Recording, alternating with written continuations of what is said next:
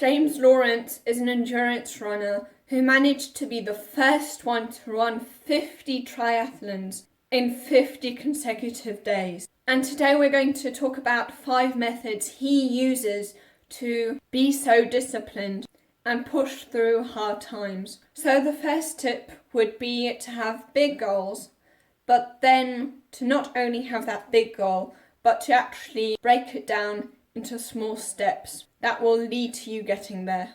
That we should also give ourselves frequent rewards so that we actually keep on engaging in that behaviour, because if you know anything about habits, you will know that every habit consists of a trigger, a routine and a reward. James Lawrence explained how he hates it when people tell him that when he's running, that he's already halfway there, because that just reminds him he's going to have to do what he's done so far, all of that again, and he doesn't like the thought of that. And in general, he just hates it when people tell him how many miles he will still have to do to get there, and that he would much rather concentrate on the small steps and think about just running, for example, for the next 60 seconds, being so much in the present so that he doesn't have to think about all the miles he's going to have to face ahead of him.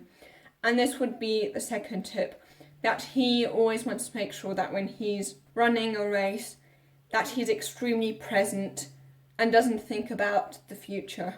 And it's not only him that really concentrates on only focusing on the next step. Also the Navy SEAL Chad Wright, or a really successful female endurance runner, Amelia Boone, talk about how important it is to only focus on the step ahead of you. Another person who also emphasises how important it is to focus on the next step is someone that you will probably already know in the self-development space, David Allen, the one who wrote Get Things Done. He also talks a lot about how you want to make sure that you focus only on the next step.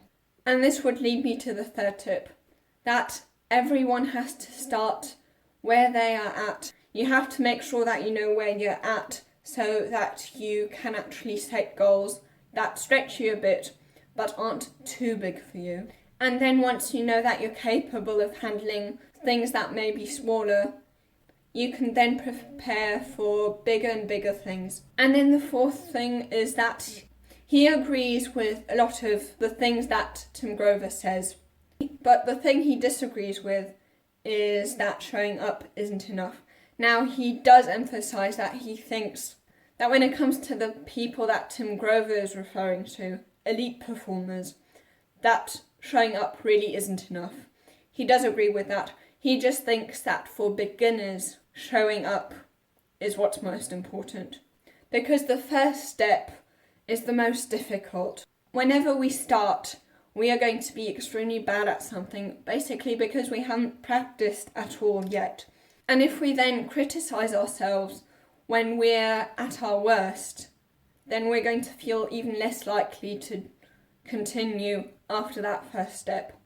And then the fifth thing is that he thinks it's extremely important to do hard things because life is messy, life is uncertain, and it's not easy.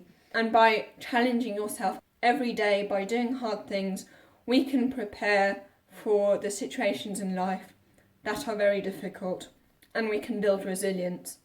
Now, if you want to know about another extremely disciplined person, David Goggins, probably the most disciplined person in the whole world, which methods he uses to be that disciplined, you can watch this video here.